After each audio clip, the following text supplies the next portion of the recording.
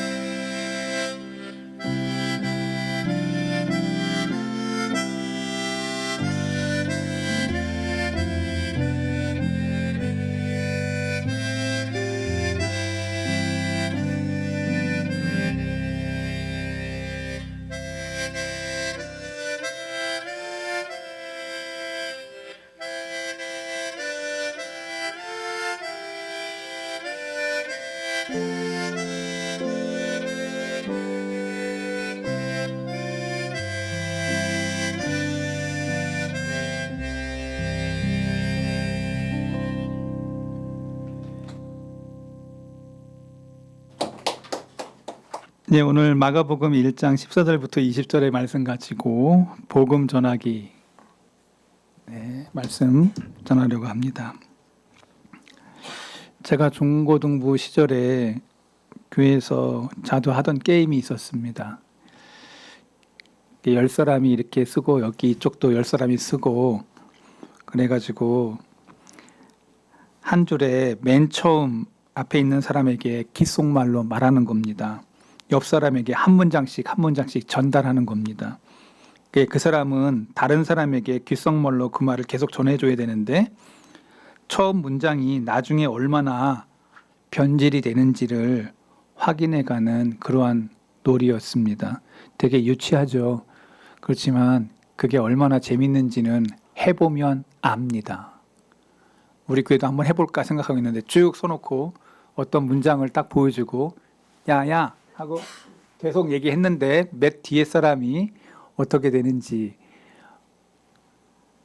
저도 그 게임 속에서 맨 앞에 사람이 너는 썩 좋은 놈이야 이 단어를 썼는데, 너는 썩 좋은 놈이야 하고 10사람이 다 말을 전달하는데 마지막 사람이 뭐라고 얘기했냐면 너는 속 좁은 놈이야, 썩 좋은 놈이야 라고 했는데 맨 마지막에 너는 속 좁은 놈이야, 그 얼굴이 붉어진 거예요. 아, 이런 거 안 해봤어.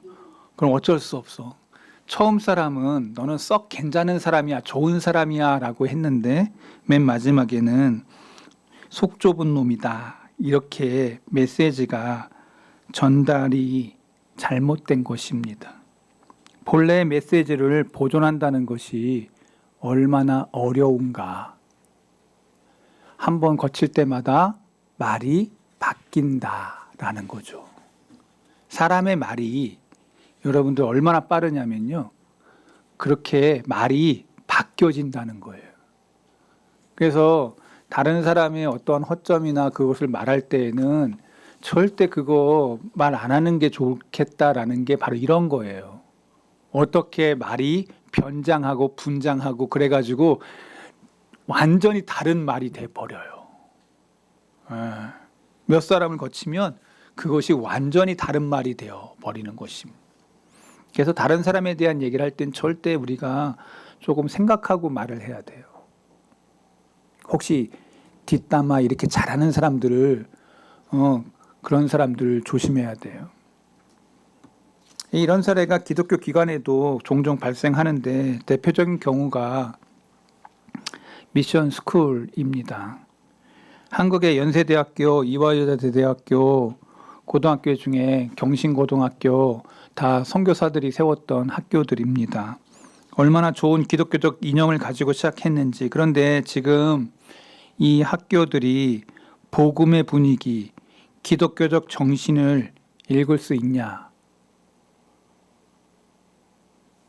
찾기 어렵습니다. 미국의 하버드, 스탠포드 다 좋은 학교들 다 신학교로 시작했는데 그 기독교 전통이 그대로 남은 학교가 없다는 것입니다.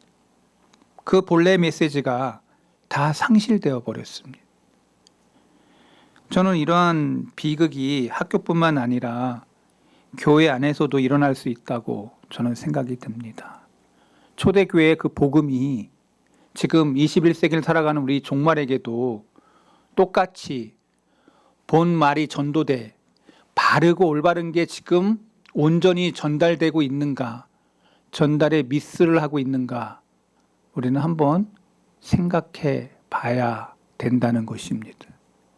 우리 성덕교회도 1세기에 그 초대교회 같이 정말로 바르고 올바른 복음의 보루의 역할을 감당하는 교회인가, 아니면 본질이 잘못된, 왜곡된, 그리고 처음 시작했던 그것이 지금도 지속되고 있는 것인지를 확인해 볼 필요가 있다, 저는 생각이 드는 것입니다. 예수님께서 하셨던 일이 뭔가?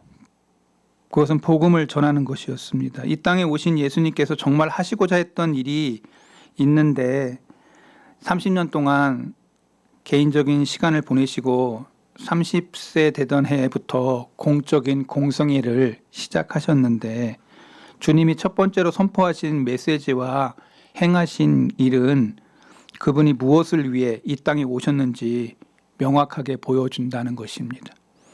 본문에서 우리는 주님이 하신 사역의 이 정체성을 두 가지로 요약하고 있는데요. 첫째는 복음을 전하는 일입니다. 복음을 전하는 일. 두 번째는 복음을 전하는 일꾼을 만드는 일입니다. 이것이 주님이 하셨던 이 땅의 첫 번째 사역이었습니다. 너무 중요하기 때문에 한번 같이 읽어볼게요. 첫째는 복음을 전하는 일이고, 둘째는 복음을 전하는 일꾼을 만드는 일이다. 여러분이 그냥 설교 시간에 가만히 있는 것보다도 이렇게 따라하라고 하면 따라하고, 한번 그러면 좀 깊이 생각해 보면 깊이 생각해 보자 그러고, 한번 웃자 그러면 한번 좀 웃어보고, 좀 이래야 되는 거예요. 뭐가 되고 있어요, 지금. 뭐가 좀 되고 있어요. 예수님은 복음을 전하는 일, 그리고 복음을 전하는 일꾼을 만드는 일에 공생애 3년 반의 생애를 할애하십니다. 본문 14절을 보면은 요한이 잡힌 후라고 얘기하고 있습니다. 예수님을 증거하기 위해 왔던 사람이 요한이었는데, 요한은 그가 잡혀서 더 이상 활동을 하지 못하게 되었습니다. 그리고 감옥에서 그의 목이 잘리는 일이 벌어집니다. 그 사역이 종결된 것입니다. 요한은 무대에서 퇴장하고 이와 동시에 예수님이 등장하는 것입니다. 옛 시대가 지나가고 구약의 시대가 지나가고 신약의 시대가 밝아오는 것입니다. 드디어 예수님이 말씀하기 시작했습니다. 때가 찼다. 본문에 때를 나타내는 매우 특별한 헬라어 카이로스가 사용되고 있다는 것입니다. 여러분, 여기 그 때가 찼다라는 말, 마가복음 1장 15절, 이르시되 때가 찼고, 여기 이 때가 찼고, 목욕탕에 때가 이렇게 차는 게 아니고 때가 찼다. 여러분, 여기서 이 그리스 말, 신약 성경에 그리스어로 되어져 있는데, 이 시간을 그리스 사람들은 이 크로노스와 카이로스라고 하는 두 단어를 사용했습니다. 크로노스는 그냥 시간이에요. 지금 오늘 우리가 What time is it? 지금 몇 시야? 이렇게 하는 지금 흘러가는 시간을 크로노스라고 얘기하고, 카이로스는 저와 여러분이 아는 것처럼 결정적인 시간을 얘기하는 것입니다. 그 결정적인 시간은 하나님의 개입하시는 시간이라는 거예요. 그래서 그냥 흘러가는 시간이 아니라 결정적인 시간을 의미하는데, 많은 경우에 이 카이로스가 영어 성경에는 이 크라이시스, C-R-I-S-S, 크라이시스, 이거 한국말로 번역한다 그러면 뭐 위기, 뭐 이렇게 번역할 수 있습니다. 위기. 영어에 뭐 크라이시스 하면은 위기 뭐 이런 거잖아요. 영어 안 해. 그러면 어쩔 수 없는데, 그래도 위기라는 말이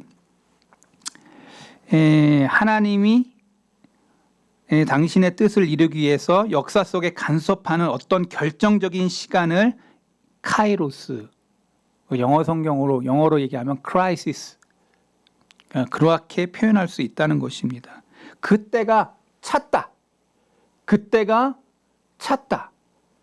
바로 하나님의 그러한 개입하는 시간, 바로 예수님의 등장, 그것을 때가 찼다고 했는데, 그 때가 찬 것을 크로노스, 지나가는 흘러간 시간으로 표현하지 않고 그리스 성경에는 때가 찼다, 카이로스로 결정적인 하나님의 개입의 시간으로 마가는 그리스어로 썼다는 거예요. 그냥 오신 게 아니고, 예수님이 그냥 흘러가는 시간에 오신 게 아니라 하나님의 시간에, 하나님의 방법에 그 시간에 오셨다는 거예요. 그때가 찼다. 주님이 일하는 때가 되었고 하시는 일이 시작되었다. 그래서 때가 찼다고 하는 이 말에 제가 조금 꽂혀가지고 제가 크라이시스, 크로노스, 카이로스에 대한 이야기를 했습니다. 이게 갑자기 수준이 상당히 높은 얘기를 막 하니까 우리 교우들이 황당해가지고 지금 황당과 그리고 또 3000% 빠지면 또 안 될 것 같아가지고 다시 본문으로 돌아가서 14절을 다시 보면 요한이 잡힌 후 예수께서 갈릴리에 오셔서 하나님의 뭘 전했어요? 복음을 전파했다. 이렇게 시작을 합니다.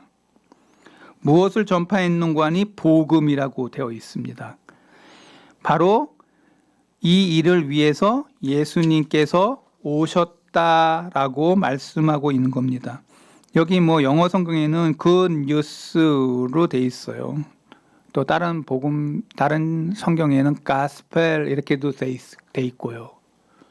그러나 good news나 gospel이나 다 똑같은 어원에 있습니다. 좋은 소식이다, 뭐 이런 거죠. 근데 예수님께서 이 복음을 위해서 오셨는데 하나님의 복음을 전파하기 위해 오셨다고 말하고 있습니다. 이 복음이란 단어는 신약성경에 기록되던 1세기 당시에 생소한 단어가 아니에요. 당시 전 세계를 통치하던 나라가 로마였습니다. 그 로마의 황제 가이사, 즉 시저가 자기를 통치하는 그 속국에 전령을 보냈는데 그 전령이 가져오는 메시지를 뭐라고 얘기했냐면 복음이라고 얘기했습니다. 복음. good news라고 얘기했어요. good news. 그래서 사람들은 흥분하면서 가이사의 메시지에 귀를 기울였습니다. 왜냐하면 그 소식이 계속해서 정복하는 그러한 기사였기 때문에 그렇습니다. 땅이 넓어졌다. 로마가 좋은 나라 강대국 됐다. 뭐 이런 얘기들이 들려오는 거예요. 내가 막 집이 늘고 막 이러면 사람이 기분 좋지만 뭐 나라가 막 자꾸 부해지고 좋아한다 그러면 안 좋아해요? 좋잖아. 내가 로마 시민이 아니어서 안 좋은 거야? 지금 그런 거 아니잖아요.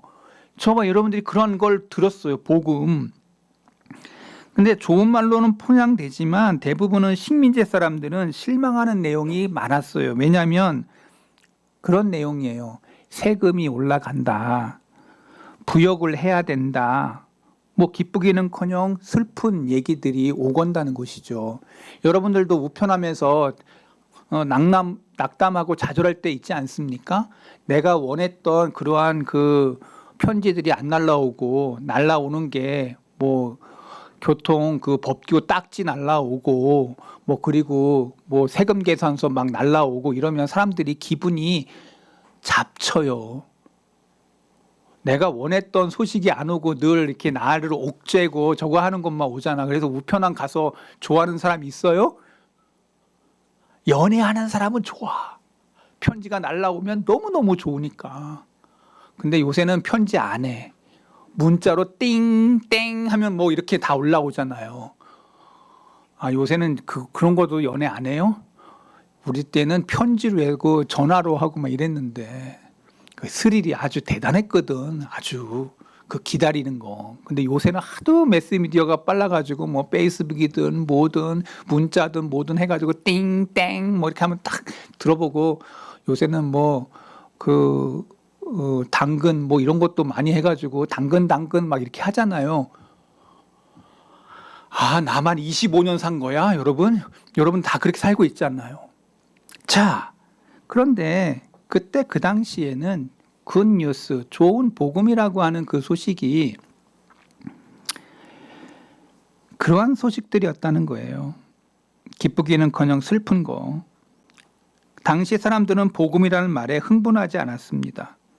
그런데 마가복음 기자인 마가는 예수 그리스도께서 전하신 메시지가 가이사의 것과는 다르다는 것을 차별적으로 보일 필요성이 있었습니다. 그래서 14절을 보면 그냥 복음이 아닌 그 앞에 다른 단어를 썼어요.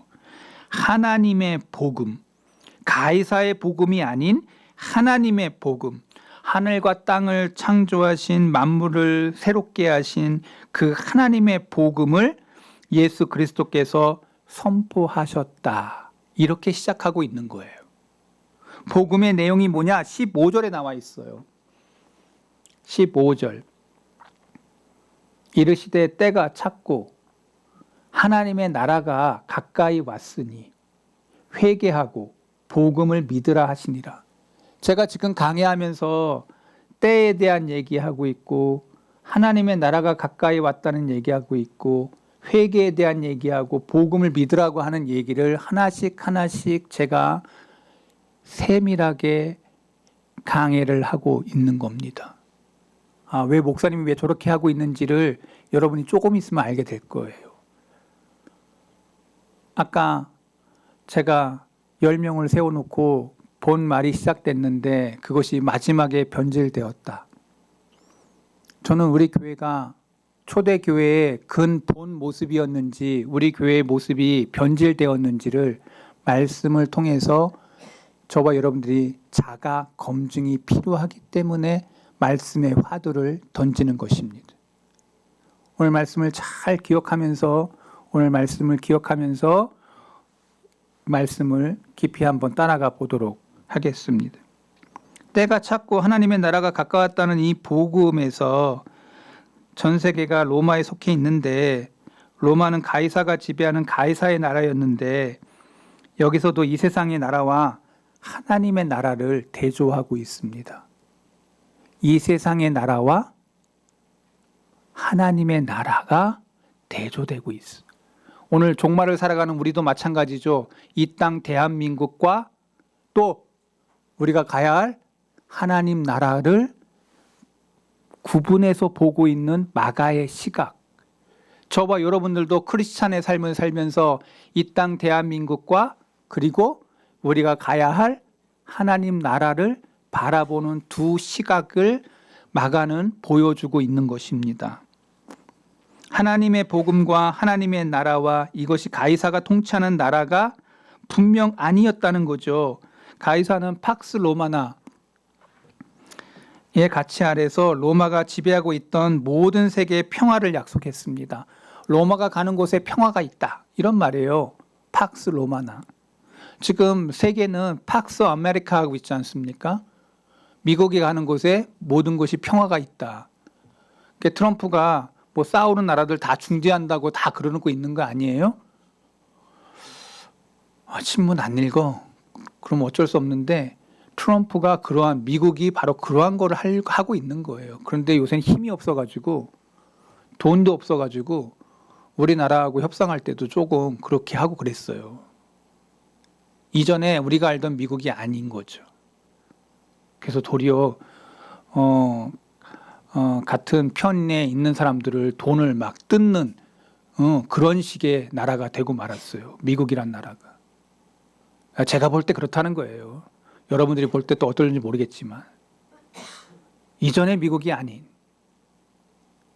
힘이 많이 약해진 빠진 미국의 모습을 우리는 보고 있어요. 아마 점점 더 심화되지 않을까 생각이 듭니다. 제가 경제학자는 아니지만 신문을 한 몇십 년 읽으면 그게 보이는 것 같아서 제가 여러분들에게 나누긴 합니다만 다시 성경은 얘기합니다. 팍스 로마나로 그렇게 외쳤던 시저가 성공했냐?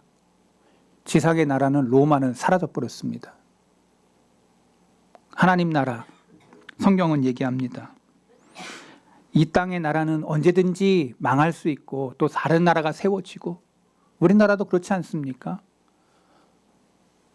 삼국시대가 있다가 또 고구려가 있다가 한 번에 날아가서 또 조선이 되고 조선이 말이 돼서 대한제국이 되고 대한제국이 망해서 일본의 앞자리에 있다가 대한민국이 되고 저와 여러분들도 우리나라 역사에 그것들을 여러분들이 잘 알고 있지 않습니까? 이 땅에 사는 날 동안 우리는 그 나라가 영원하다라고 생각할 것 아니라고 여러분들이 알고 있을 것입니다. 그러나 하나님의 나라는 영원하다고 성경은 말하고 있습니다. 예수님은 바로 이 하나님 나라를 가져오신 분으로 마가는 설명하고 있습니다. 그분은 하나님의 나라의 왕이시고 그가 통치하는 그곳이 바로 하나님의 나라다. 예수님을 왕으로 모시는 모든 사람마다 예수님을 왕으로 인정하고 그의 통치를 수용하는 모든 삶의 영역, 이제 하나님의 통치를 경험하게 될 것이라는 소식이 마가의 복음이었습니다. 의로우신 하나님이 다스리면 거기에 의가 있을 것이고 평화의 하나님이 다스리면 거기에 진정한 평화가 있을 것이고 하나님이 통치하는 나라, 그 나라가 바로 하나님의 나라다. 마가는 바로 그것을 1세기에 외쳤던 것입니다.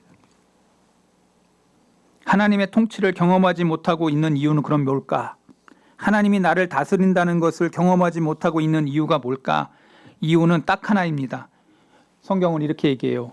회개하지 않았기 때문이라고 전제를 얘기하고 있습니다. 회개는 무엇입니까? 회개를 거절하고 있다. 하나님의 통치를 수용하고 하나님의 다스림을 받으려면 회개해야 되는데 회개가 뭐냐? 회개를 따져보면 방향을 전환한다라는 뜻이 있습니다. 내가 원래는 죄 짓는 방향으로 가고 있는 거예요. 근데 그것을 방향을 전환해서 하나님 쪽으로 바꾸는 것을 회개라고 말하고 있습니다. 지금까지 살아왔던 인생이 좋다면 회개할 필요가 없습니다. 그냥 살면 돼요. 무엇 때문에 하나님이 필요하고 예수님이 필요하고 성령님이 필요하겠습니까? 그러나 그렇게 살아서는 안 된다고 성경은 말하고 있습니다. 달라져야 된다고 말하고 있습니다. 성경은 방향의 전환이 필요하다고 말하고 있습니다. 왜 사람들이 복음을 깨닫지 못하고 하나님 나라를 경험하지 못하냐 하면 한마디로 얘기하면 사람들이 죄를 즐겼기 때문이라고 성경은 말하고 있습니다. 죄 가운데 있는 것이 좋았기 때문이에요. 죄는 쾌락이 스며들어 있습니다. 여러분, 소돔과 고모라가 왜 그렇게 주님 앞에 나오지 못했을까요? 하나님 앞으로 나아가지 못했을까요? 죄를 즐겨 했습니다. 여러분이 잘 아는 것처럼 롯이 그곳에 있었을 때 그가 행했던 행동을 보세요. 그리고 그또 소돔과 고모라 사람들이 어떻게 했는지. 천사가 왔는데 찾아왔어. 내노래. 남자와 남자끼리의 성적인 욕구를 그 천사를 보면서 음욕을 품어. 성적인 그것이 배합이 맞지 않는데 그것도 일대 다로 이상한 그러한 일들이 벌어진 거예요. 세상이 마지막이 될 때에 나타나는 증상이에요. 그거를 즐겼어. 그랬더니 성경은 뭐라고 얘기해? 그것 속에 소돔과 고모라의 그런 성적인 그 문란함이 가득 찼을 때 그쪽에 유황불이 떨어지는 역사가 성경이 일어나고 있어요. 저는 지금도 남자가 남자를 향해 그러한 것이 불붙는다? 여러분 이상하지 않습니까? 제가 우리 박문선 장로님을 막 이렇게 생각한다고 해봐요.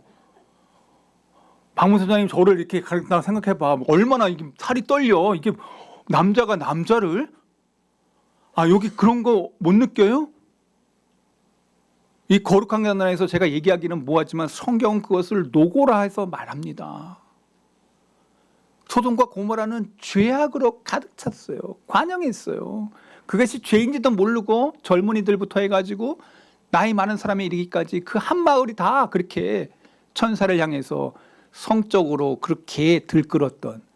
그래서 하나님이 그곳에 불기둥으로 그렇게 유황불로 죄에 대한 심판을 하신 것입니다. 죄에는 쾌락이 있고 그러나 죄악이 주는 쾌락에도 불구하고 성경은 이렇게 말하고 있습니다. 죄의 삭은 사망이요. 성경은 분명히 얘기하고 있어요. 죄의 대가는 사망이요. 죄의 대가는 파멸이요. 죄의 대가는 하나님의 진노요. 여러분이 읽는 성경에 그렇게 써 있을 것입니다. 예수님께서 이 세상에 하나님의 나라를 가지고 오셨다는 것은 어떤 의미에서는 복음인데 죄로 어두워진 이 세상에 끊임없이 들어야 할 메시지가 있는데 그 메시지가 뭐냐? 한번 따라하겠습니다. 죄의 삭은 사망이라. 여러분 이 말씀이 강단에서 이것을 계속해서 외쳐줘야 될 말씀이에요. 여러분들 자꾸 프라우드하게 느끼게 하고 이런 거를 증거하는 곳이 강단이 아니에요.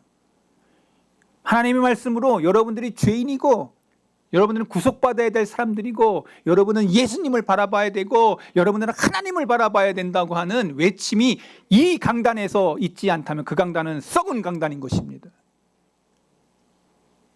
예수님 바로 그것을 증거한 것입니다. 그것을 증거하러 오셨습니다.